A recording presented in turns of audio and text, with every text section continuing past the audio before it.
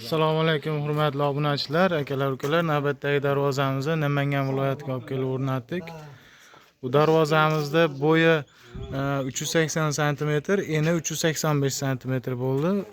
Ko'rib turganlaringdek ruchkalarigacha o'rnatib berganmiz. Xudo xolasa ochilib yopilishlari joyida bo'ldi.